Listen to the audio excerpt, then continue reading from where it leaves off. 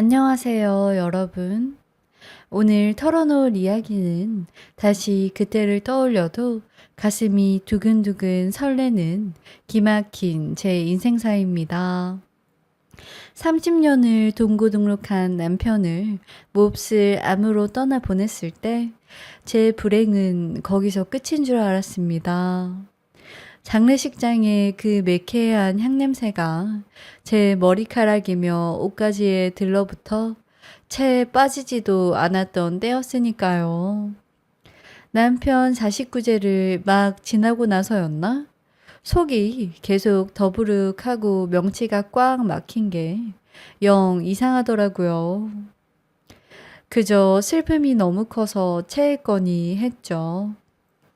억지로 몸을 이끌고 병원에 갔는데 모니터를 보는 의사 양반 표정이 심상치가 않은 겁니다. 정밀 검사 결과를 듣던 날 진료실 공기가 어찌나 차갑고 서늘하던지 살이 다 떨리더라고요. 환자분, 안타깝지만 위암입니다. 네? 선생님, 지금 뭐라고 하셨어요? 저 남편 암으로 보낸 지 고작 2달 됐어요. 근데 저보고 또 암이라고요? 순간 머리를 둔기로 세게 얻어 맞은 것 같더군요. 하늘이 무너진다는 표현이 딱 맞았어요. 신이 있다면 저한테 이럴 수는 없는 거잖아요. 대체 내가 전생에 무슨 죄를 지었길래 우리 부부한테 쌍으로 암을 주냐고 하늘 멱살이라도 잡고 따지고 싶었습니다. 그렇게 시작된 항암 치료는 말 그대로 생지옥이었습니다. 차라리 죽여달라고, 제발 숨 좀 끊어달라고 의사 바짓가랑이를 붙잡고 빌고 싶을 정도의 고통이었죠. 여러분은 상상도 못하실 겁니다. 온몸에 뼈마디가 촛농처럼 녹아내리는 것 같고 멀쩡한 내장이 빨래 짜듯이 뒤틀리는 그 끔찍한 기분을요.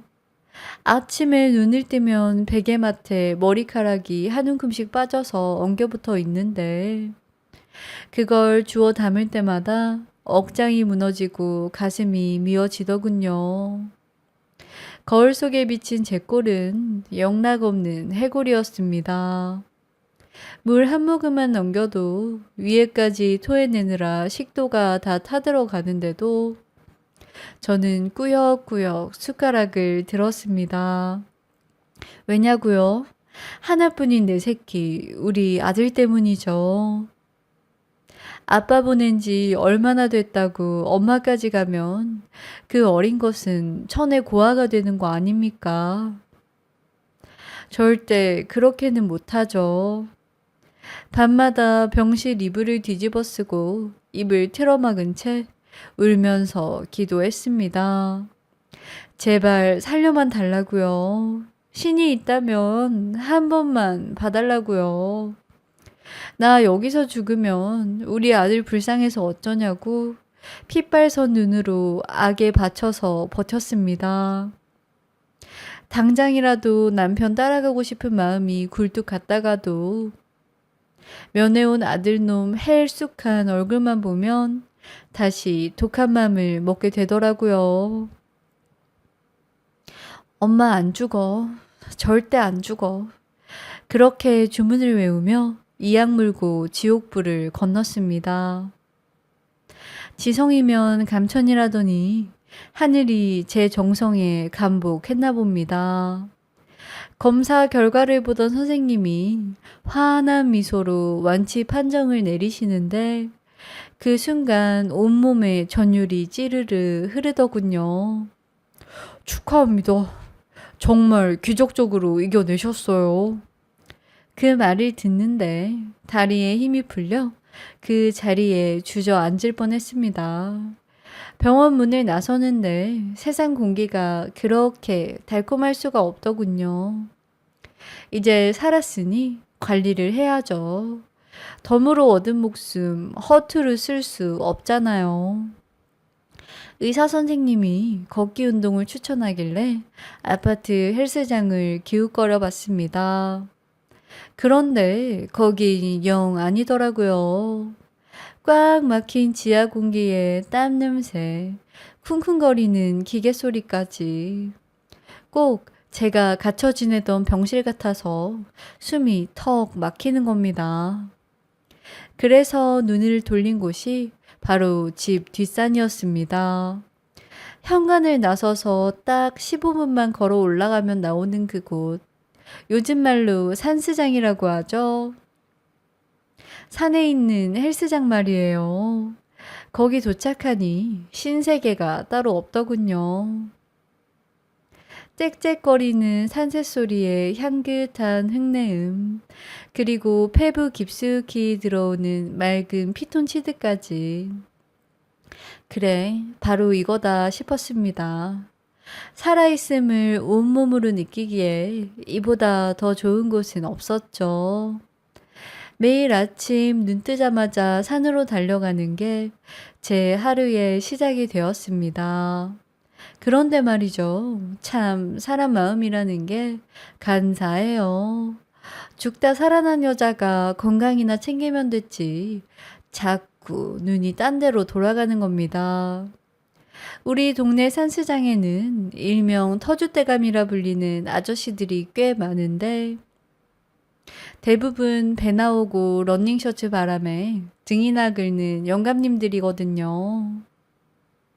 그런데 그 중에 유독 빛이 나는 한 남자가 있는 거예요. 매일 제가 도착할 즈음이면 벤치프레스를 들고 있는데, 떡 벌어진 어깨며 탄탄한 등 근육이 다 늙어 빠진 노인네들이랑은 차원이 다르더라고요. 나이는 저랑 비슷해 보이는데 관리를 얼마나 잘했는지. 윤기가 좔좔 흐르는 게 마치 잿빛 텔레비전 속에 혼자만 총 천연색으로 나오는 사람 같았어요. 저도 모르게 자꾸 힐끔거리게 되더라고요.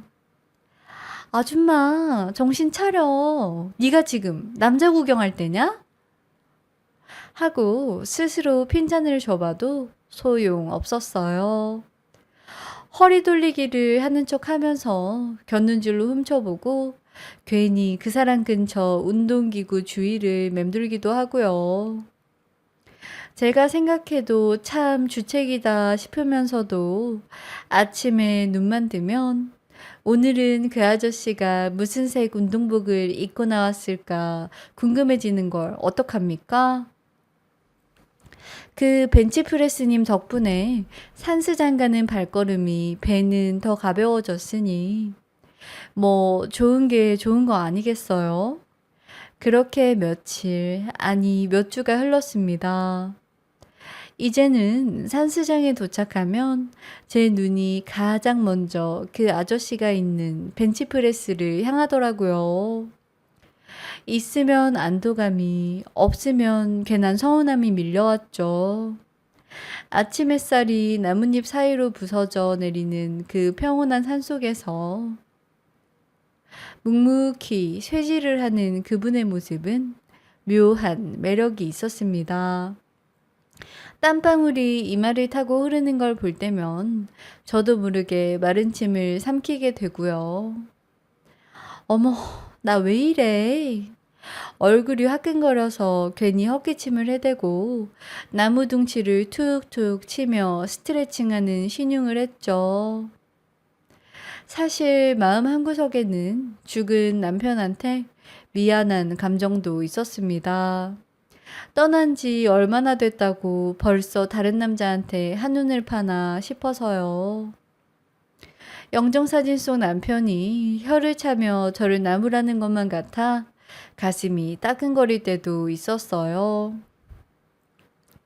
하지만 어떡합니까? 제 심장이 아직 뛰고 있고 피가 펄펄 끓고 있다는 걸 느끼는 이 생생함이 너무 좋은걸요.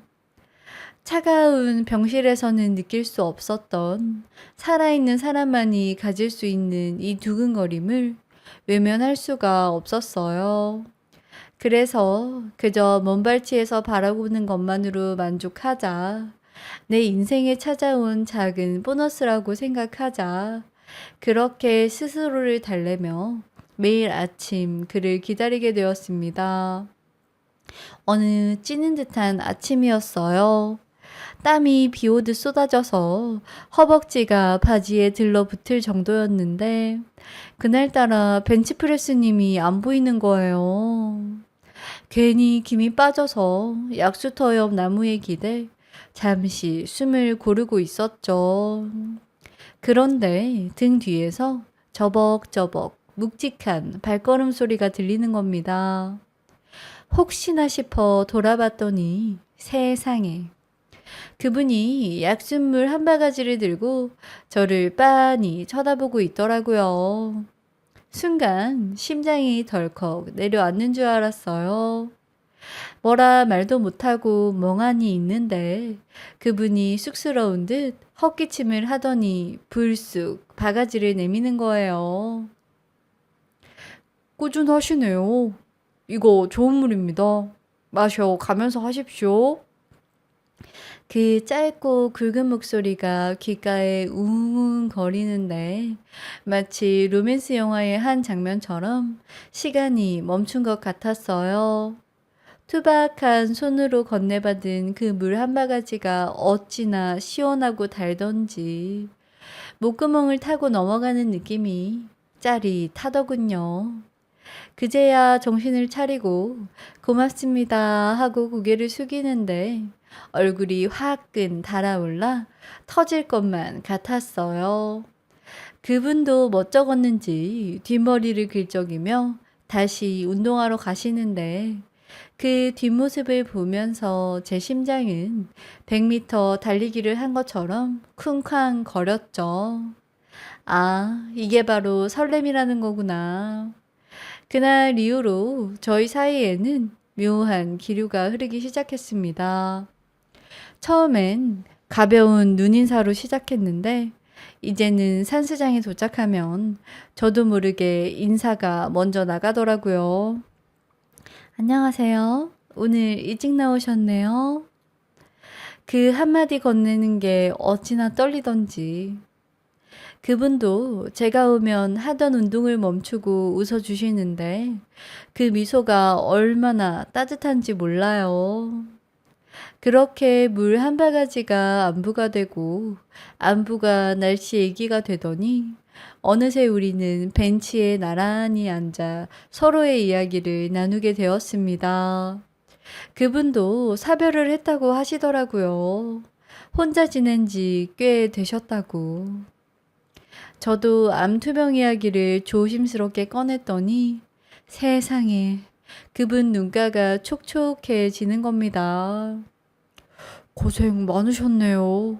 정말 대단하십니다.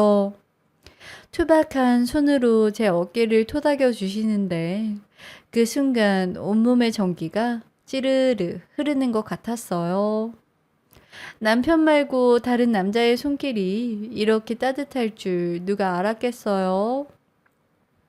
운동을 마치고 나란히 땀을 식히며 앉아있는 그 시간이 이제는 제 하루 중 가장 기다려지는 순간이 되어버렸습니다.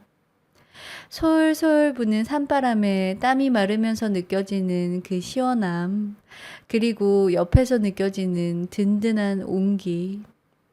이게 바로 행복이구나 싶더라고요. 사실 우리 아들은 아직 꿈에도 몰라요. 엄마가 매일 아침 산에 가서 죽어라 운동만 하는 줄 알지? 거기서 솜사탕처럼 달달한 썸을 타는 줄은 상상도 못할 겁니다. 다 늙어서 무슨 주책 바가지냐고 등짝 스매싱이라도 맞을까봐 당분간은 쉿, 비밀로 하려고요. 남편을 보내고 청천벽력 같은 암 선고를 받고 독한 항암 치료로 머리가 한 올도 남김없이 다 빠졌을 때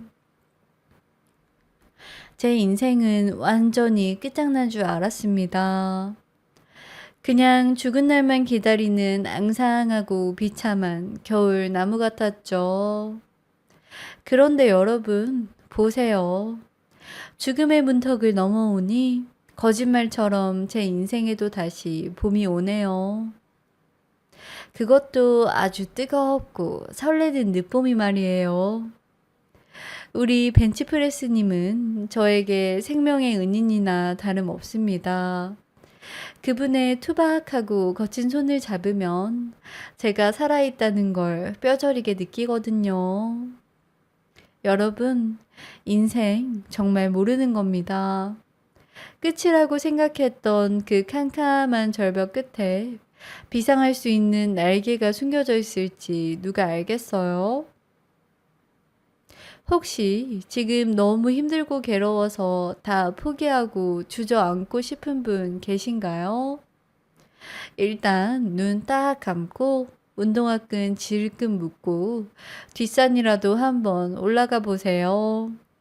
맑은 공기 마시며 걷다 보면 어쩌면 여러분에게도 뜻밖의 선물 같은 근육질 인연이 벤치에 앉아 기다리고 있을지 모르니까요.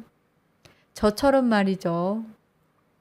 그럼 저는 내일 아침 설레는 데이트를 위해 이만 마스크팩이라도 하나 붙이러 가야겠습니다. 여러분의 인생에도 쨍하고 해뜰 날이 반드시 올 테니 다들 기죽지 말고 힘내십시오.